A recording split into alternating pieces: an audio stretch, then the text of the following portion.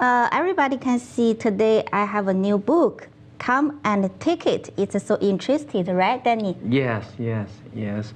Well, it's good to see you. You're in red. It seems to me you're in the spirit for Lunar New Year. Yes, on February 1st. Oh, great. Well, tell us about who's our guest today. Yes. You seem to have known him for a while. Yes. Who's our guest? So I welcome to our guest, the trustee Eric Dick. Also is this book, the author. Please introduce yourself to our Southern News audience. Thank you so much for allowing me to do that. I'm Eric Dick. I'm a native Houstonian. I'm a old Papa John's pizza driver that kind of Papa John, I love that. Especially the half Hawaii, the pizza, yeah. Well, Papa John's is great pizza. I enjoyed it for years. I'm an old Papa John's delivery driver. Oh, maybe at your age, maybe 18 or 20? Yeah, in my 20s, during all my 20s, I did that. I tried to sell insurance during the day and delivered pizzas at night for steady money. When I was going through community college, doing that, it was a good years of my life. Now I'm a lawyer. I practice law. I practice insurance law, but I did that a lot in my younger years. It was a good experience. I enjoyed it very much. Thank you so much. So you just say you're attorney of the insurance law. Can you tell the details? Sure. So every time someone buys insurance, on their house and their business, they need to make sure they get the correct insurance. What I do is I assist them with their policies. I help them whenever they interact with the insurance company, making sure that they get enough money. Unfortunately and sadly, insurance companies are in the business of making money, not paying claims. So I help consumers, homeowners, property owners, commercial property owners with their insurance claim to make sure they're paid properly. For instance, like when Winter Storm Uri came, the bad freeze we had last year, the really bad freeze, I represent a lot of people with their freeze damage, and it's significant. Insurance companies will pay $1,000, $2,000, and we get them $30,000, $40,000, $50,000. Oh, well, that's good, Danny. Okay, well, very interesting. So having with us is an attorney, an author, and a trustee of the Harris County Department of Education. It's very interesting. You have shared a little bit with us about your story, which was very fascinating. Take us back to your past as long as you can. Which were one of the reasons you wrote the book? Oh, that's beautiful. Okay. So, I was talking about being like an old pizza driver, right? Struggling through, high school, struggling through, college, community college. Didn't go to the good schools, and so many people told me that that's where I was going to be stuck at in life, in food and all that. I thought otherwise. So I never gave up. I continued to go to school. I'm a lifelong learner. I love education. I got a master's degree from Alabama in tax. I got a Juris Doctorate, a law degree from a school up in Michigan, and I'm just finishing up now my master's degree at Rice University. Wow. So for me, so many people always tell you can't do something in this world, and it doesn't matter. It's all up to you. I never gave up. I never lost hope, and I ended up being a pretty successful lawyer. But there's so much more to life than just your business. There's your family, and to kind of during the COVID pandemic, it was a really tough time for my family. I'm sure for many. I'm sure for your family, Danny. I'm sure that there was a very tough time. You had a lot of chaos. Yeah. You had a lot of crazy stuff going on. So what I did. I tried to use all that energy that I had, the anxiety, the fear. I tried to take that and convert it into something productive. What I think is, at least for my family, you can't know where you're going in the future unless you know where you came from in the past. And that book that I wrote, Come and Take It, that's the story of my family's history in Texas. It's a story of Texas history.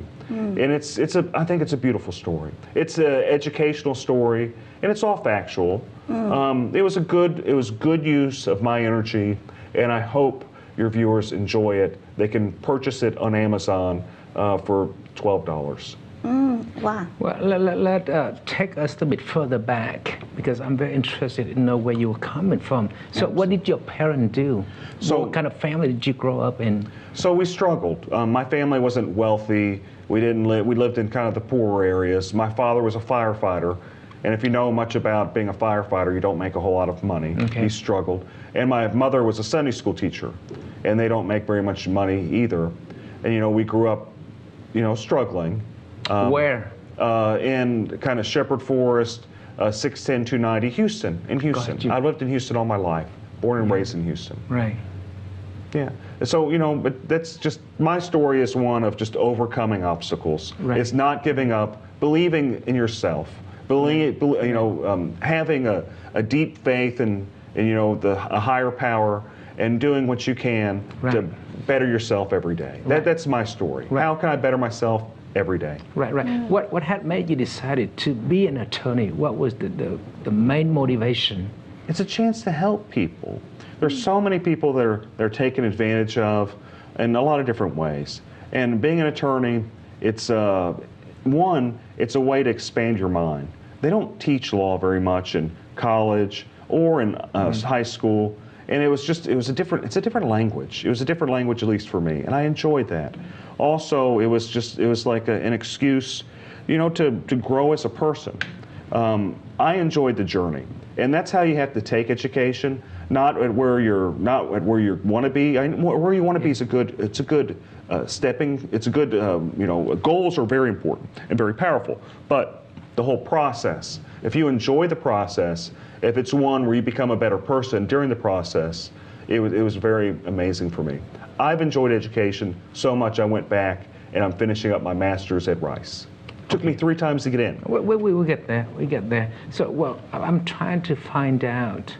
I don't know why people gave you such a negative reason for you not being able to accomplish your dream, which to become an attorney. I mean, tell me more about that. So here's sadly in this world, there's people that are positive, there's people that are negative. And usually when you're growing up in kind of the poorer areas, people just have a negative aspect in life. They think that because they don't drive a nice car, that you won't be able to drive a nice car. And it's not anything being mean about them. It's just they don't know what they don't know what they don't know. So how I grew up in a very poor area. And at least for me, a lot of that influence, it kind of came on me saying that, I'd be lucky, I'd do well as, a pizza driver, I'd do well as working in the food industry. I knew in my heart that there was more for me in this life.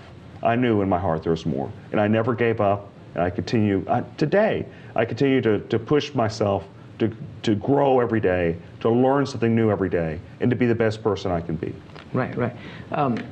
The environment play a very important part. It's a big influence. Okay, so let's say if a person is living in such a negative and toxic environment. So what would be your advice for a young person? What would be a solution if a person who have a higher dream, bigger dream, but he or she is surrounded with all kind of poisonous people? Well, okay, I love that question very much. It's a meaningful question. So what you do is you look in yourself. You try to figure out where you want to go, what you want to be, and don't dream small, dream big, right? Figure out exactly where you want to be. Don't give up. Map it out.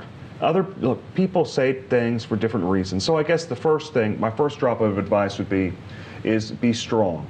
Don't be afraid, and don't stop learning. Don't stop growing. Be the best person you can be. Continue to be the best person you can be. Meaning that you just don't give up. You can't give up. Everyone tells you to give up. They're wrong. Because what you'll find in this life, if you pay attention, you'll find people that struggle so much, they never gave up and they've been successful, and they can too. The listeners here, I want them to know, you can too be successful if you so choose, easily. But it's a journey. It's not going to happen overnight. Nothing good in this world ever happens quick. Nothing good in this world ever happens overnight. Everything that's worth something, you have to fight for. Everything that's meaningful in this world, it's a process. It's usually difficult. For me, getting my law degree was extremely difficult. It was hard for me, but it was worth all the energy I put into it. It was worth it all. So know that it's a journey, and it's a tough journey, but at the end of the journey, you'll be so satisfied. At least whenever I got my law degree, I cannot even express in words how proud I was of myself and all the things I've done. I encourage others to do the same. Well, I like that, but your situation is pretty unique because you had the ability to build your inner strength to fight with the external forces, because outside environment is very, very powerful. So what do you think an alternative solution is? To move yourself from the environment, because you're not a tree. So I mean, instead of fighting with the environment, should a person, in addition to, let's say if he or she is not successful to build that internal character to fight, because after a while you be sick and tired, you give up. So you think that he or she may move to different environment, which is more encouraged? If you can, but keep in mind, people don't always have the option to move from a different environment. Right. Whenever you're struggling, whenever you can't make, you're living with your parents or living with someone whoever you can live with, it's because you don't have the option of, you're struggling. You don't have the option to move out of the environment. Moving out of the environment's good and healthy. I'm not fighting that. Right. That's an easier path. Right. But for me, I did move out of the environment through education. Right. That's what happened as I moved out. Eventually I did. Right. But it wasn't something that happened immediately. It happened over time, and I grew out of the environment. You're an educator. I mean, you are a big supporter. You're a trustee of education, okay? And how many people are in an environment, they're stuck, they cannot get out? Because you dealt with a lot of people in the society. I know that's very subjective questions. Well, there's a lot of, so I'm just kind of transitioning. I do serve on a board, Harris County Department of Education. Yeah. I serve there as president and vice president. But the reason I'm talking about that is that organization, which is not very known well, it helps a lot of the special needs children, the most gifted and talented. These are children that, one good usage of life is to see how difficult some others have it. And then whenever you see these special needs kids try so hard to have a somewhat normal life, you know that nothing, and you know that the world is limitless. So for me, I was lucky to be in good health. The environment itself wasn't the best, but I was in good health. How long have you been serving as a trustee? I'm going on my 5th year. This is your 5th year. It's a 6-year term. 6-year term. Mm-hmm. Actually, I'm going on my 6th year. This will be my last year. Okay. Is there a thing called equal opportunity for education? Is that realistic? Because in the society, you have people from all levels and all walks of life, the handicapped, the disadvantaged, the newcomers. How can you create a level playing field for everybody so they have equal access to education? So that's a difficult question. I don't know that there is a solution for it. Yeah. I think the best way to look at it is a lot of different opportunities. Fortunate enough, here in Houston, we have a very good community college system. Right. And it's very inexpensive. And you can utilize that vehicle to get an associate's degree. I'm hopeful that they'll continue to push it so where you can get a bachelor's degree, where at least it'll start kind of the process. Education's important, and it's a very good investment. And I am frugal. I want to be clear. I'm very, very frugal. I don't believe in just wasting money. But for education, every dollar you put in, you get so much more back. You get $9 back, and that's what Rice University taught us. Well, with the change, things change a lot. Mm-hmm.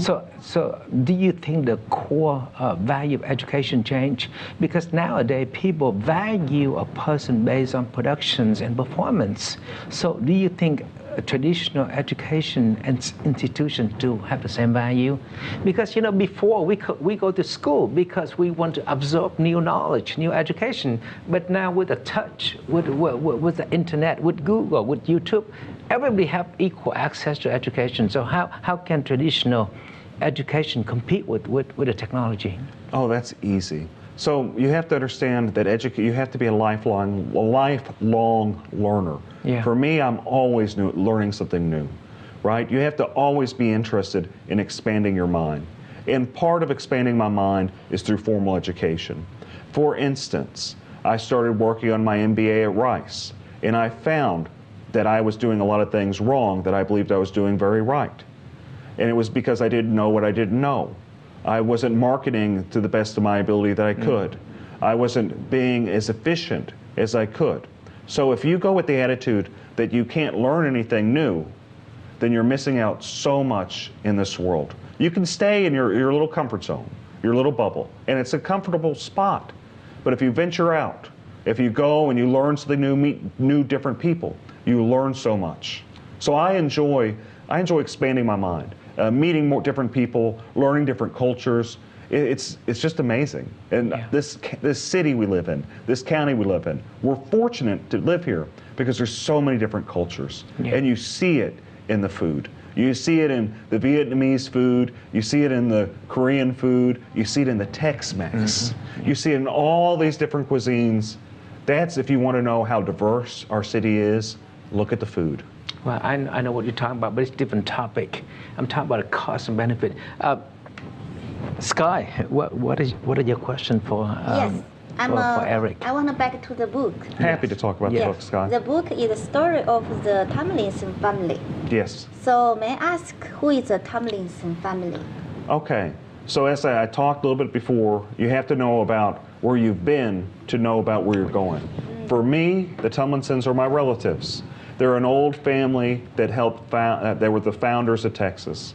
They were the first Texas Rangers, the very first mayor of Columbus Colony. And these are like proletariat worker people. These aren't high up. They're kind of unknown people. And their story is one of family, of faith, and of never giving up. So during the pandemic, every time I thought that the world was ending, every time I thought it couldn't get any worse, I read about how these poor settlers had it, how their family would get killed and how they die of disease, how all these bad things would happen to them.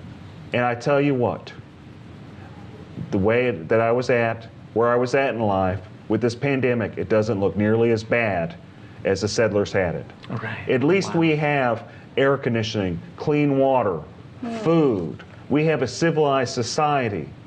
That society back then was much tougher.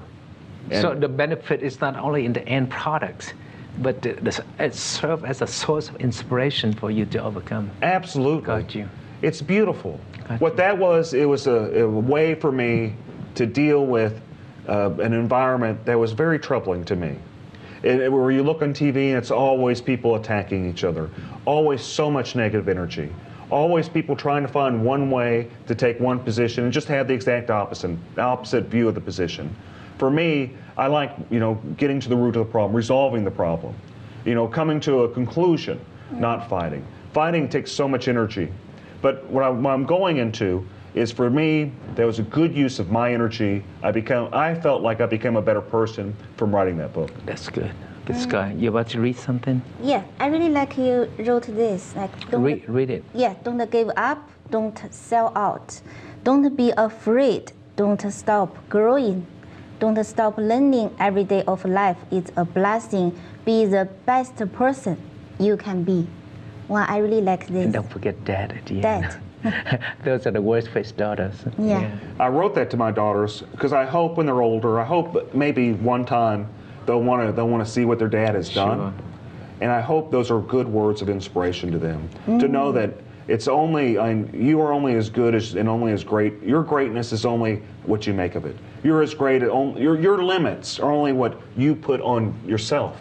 Meaning that you can be you can do as much as you want in life that you let yourself. Remember that. It's wonderful. It's the truth.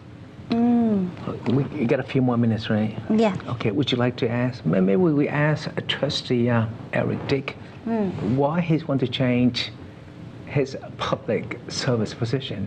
That's a very good question. Yeah. Okay, so I just want to make it clear, like, I'm very successful in my business. I run for office because it's a chance for me to give back to the community. What I believe in life, how my family taught me, is for us to make our society a better place, you have to give back. I'm not looking for anything other than helping our county out. More specifically, It's an unpaid position. it is that is a paid position. Okay. Serving an unpaid position, but the pay is nominal. And to be fair, I'll likely donate it to either some type of noble cause. The money isn't. That's not the main reason. Yeah. It's not even, the money isn't even a reason at all. It's not Right. even a factor. Right. I'll likely, generally with these races, I lose money because I'll spend my own money in the campaigns. I generally lose money. Gotcha. But I want people to understand why I do it, because I want our society to be a better society. Right. And the reason I like this position, because it's the bean counter. When I say the bean counter, it's the numbers person. And what I can show is how much the county's spending on different things and what kind of return we're getting. One thing we don't spend enough money in education. We don't spend hardly anything in education. And that's something we're missing. Well, what percentage? What is the current percentage of the budget is spent on education? Very, Estimate. like none, like zero. I'd say, I think it is zero. So, but what we do things like rent relief, and I'm not being mean to people that need that type of stuff. But here's my problem: we spent $250 million in rent relief. $250 million. Here's the problem with rent relief. And where? In Harris County? Harris County spent $250 million in rent relief. And I'm not saying that that's not helping people. It is helping people. But the problem with spending $250 million in 1 year in rent relief, then it's gone, right? It's so much better to teach a man how to fish than to give him fish. Meaning that I'd rather us build schools so we can teach people things. Maybe trade schools. I'm very passionate about trade schools. Teach people how to be more productive. That's a much better usage of money than a one-time amount of rent relief. And I'm not saying they're bad for doing that. I just think an emergency. Yeah. Yes, it was an Yeah, emergency, yeah. but I think and they did it again the next year after. So, but what I'm trying to articulate is there's better usage of money instead of a one-time expense. You spend money in building and creating schools. They're going to be there for the rest of your life. Okay. They're going to touch a lot of people's lives. That's great. Yeah, thank you so much coming to our SD talk show today. And I hopefully everybody can get your book. Yeah, good luck with your book. I mean, I'm so glad that you have the courage, the patience. Writing a book is not easy.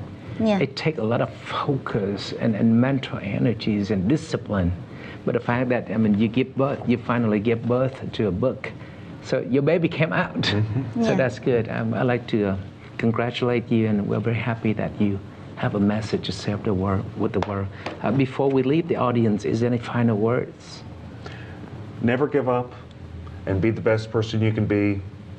Don't accept no for an answer. Awesome. Thank you.